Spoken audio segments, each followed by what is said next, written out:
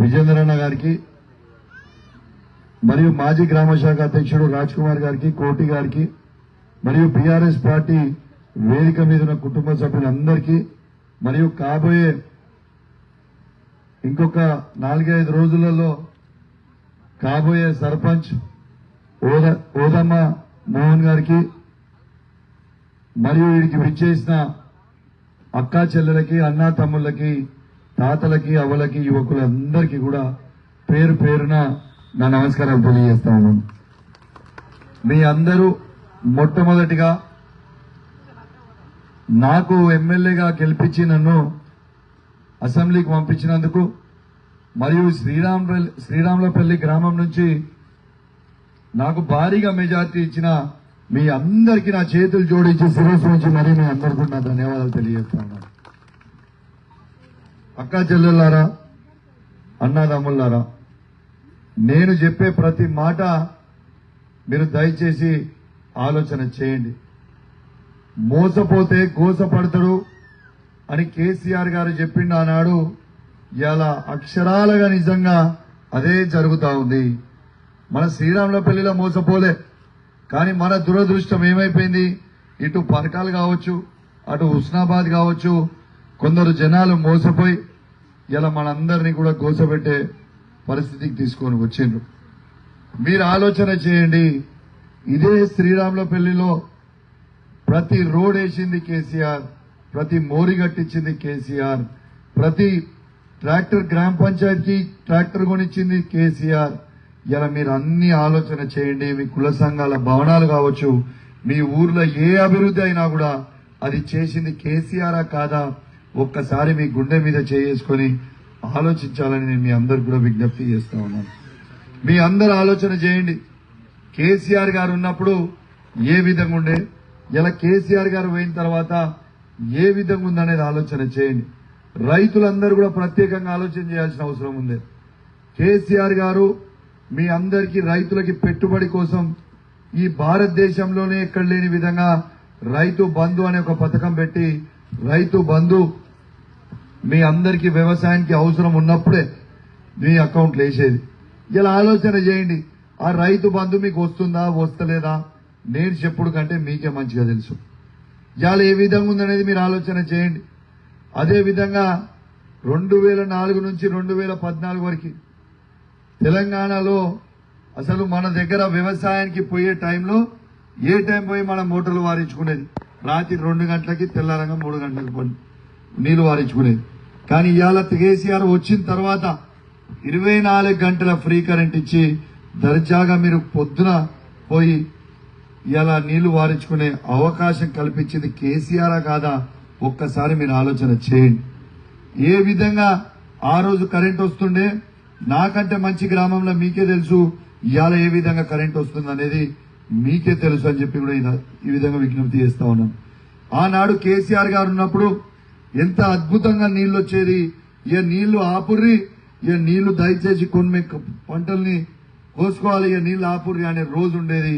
ఇలా నీళ్లు కావాలి కావాలి కావాలి అనే రోజుకి వాళ్ళు తీసుకొచ్చింది మీ అందరు కూడా గుర్తుపెట్టుకోవాలని మీకు విజ్ఞప్తి చేస్తా ఉన్నాను. దాంతో పాటు ఇలా యూరియా బస్తాలు, ఏ విధంగా ఉండే యూరియా బస్తాలు, కేసీఆర్ గారు ఉన్న 10 సంవత్సరాలలో ఏ ఒక్క రోజైనా యూరియా బస్తాకి మీకు ఇబ్బంది అయిందా?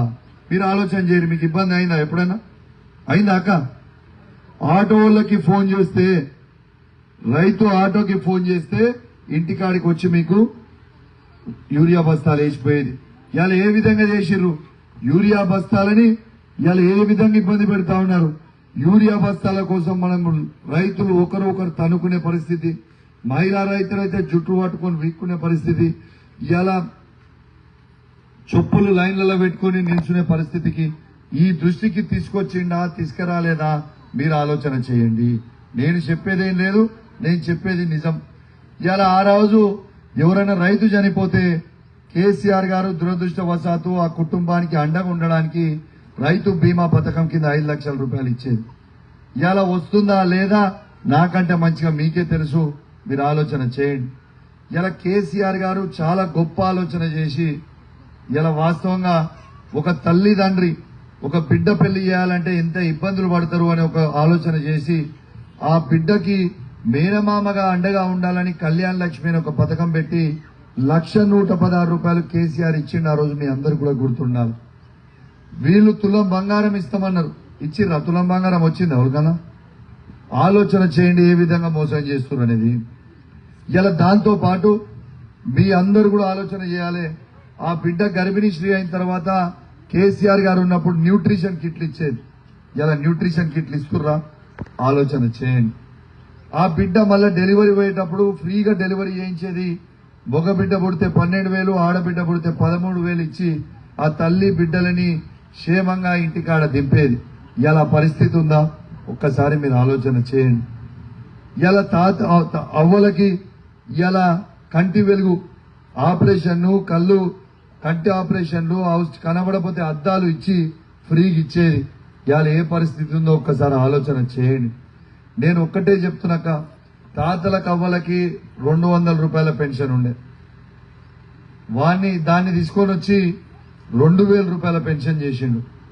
వికలాంగుల పెన్షన్ 500 ఉండే, దాన్ని 4,000 చేసిండు. మరి కాంగ్రెస్ వాళ్ళు వచ్చిన తర్వాత 2,000ని 4,000 చేస్తామన్నాడు. 4,000 అయినాయా ఎక్కడన్నా? 4,000 6,000 చేస్తామన్నాడు. చేసిర్రా? ఒక్కసారి ఆలోచన చేయండి. కేసీఆర్ గారు చేస్తున్న పథకాలు తప్పితే మళ్ళా వీళ్ళు కొత్తగా ఏమైనా తీసుకొచ్చిరా? మీరే ఆలోచన చేయండి. నేను చెప్పేదేమో. తర్వాత ఈడ అందరు అక్క చెల్లెలు చాలా మంది మహిళలు ఉన్నారు. మీరు ఆలోచన చేయండి. కేసీఆర్ గారు బతుకమ్మ చీరలు ఇచ్చేది. ఇక మన హీరోలు కూడా వచ్చారు. ఇక మన పెంకులు వీకుతారు, గాయ గాయ చెప్తారు వీళ్ళంతా. అంతేనా? మన హనుమంతుడు ఆగమాగం చెప్తాడు మనం. అయితే మీ అందరు కూడా ఆలోచన చేయాల్సింది ఏంటంటే, బతుకమ్మ చీరలు కేసీఆర్ గారు ఉన్నప్పుడు ఇచ్చేది. ప్రతి మనిషికి ఇచ్చేది బతుకమ్మ చీర. ఇవాళ గదే చీరని 2 బతుకమ్మలకు ఎగ్గొట్టిరు. 2 బతుకమ్మలకి ఎగ్గొట్టి ఇవాళ గదే చీర తీసుకొచ్చి ఇంద్రమ్మ చీర అని పేరు మార్చింది. సరే, ఇంద్రమ్మ చీర అని పేరు మార్చిన అందరికి వస్తే సరిపోతుంది అనుకున్నాం. సగం మందికి ఇచ్చుడు, సగం మందికి ఇవ్వకూడదు. గ్రూపులు ఉన్న వాళ్ళకి ఇచ్చుడు, గ్రూపుల వాళ్ళకి ఇవ్వకూడదు. అంటే అది 50-60% మాత్రమే ఇచ్చిరని కూడా మీ అందరు కూడా తెలియజేస్తా ఉన్నాను. అంటే చాలా ఇబ్బందికరమైన పరిస్థితికి వీళ్ళు తీసుకొని వస్తున్నారు. మీ అందరు కూడా ఆలోచన చేయాలి. కర్ర కాల్చి వాత పెట్టకపోతే మనకి ఇబ్బంది అయ్యే పరిస్థితి ఉంటుంది. ఇవాళ నేను ఏది చేయకుండా నాకే ఓట్లు వేస్తున్నారు అనుకుంటారు. సరే, మీ ఊర్లో కాంగ్రెస్ లేదు, అది వేరే ముచ్చట. కానీ ఇంకోటి, బీజేపీ కూడా కేంద్ర ప్రభుత్వంలో బీజేపీ కదా. కాంగ్రెస్ వాళ్ళు బీజేపీ వాళ్ళు కలిసి మనకి యూరియా బస్తాలకు ఎంత ఇబ్బంది పెడతారు. ఇవన్నీ కూడా ఆలోచన చేయండి. ఇక మీకు నేను దయచేసి నా చేతులు జోడించి మరీ విజ్ఞప్తి చేస్తా ఉన్నాను. ఓదమ్మ మోహన్ అన్నకి మీరు ఖచ్చితంగా ఓట్లేసి గెలిపిరి. ఇలా మీ అందరి ఆశీర్వాదంతో నేను ఎమ్మెల్యేగా గెలిచిన. ఇలా నేను ఎమ్మెల్యేగా ఈడ ఉండంగా వేరేళ్ళని సర్పంచ్ పెడితే మన ఊరు బాగుపడతాక ఇబ్బంది అవుతుంది కదా. ఇప్పుడు నాకు సంబంధించిన సర్పంచ్ మీరు పెడితే మీ ఊరు అభివృద్ధి చేసి కూడా నాకు ఈజీ అవుతుంది. ఎమ్మెల్యే ఒకడు, సర్పంచ్ ఒకళ్ళు ఉంటే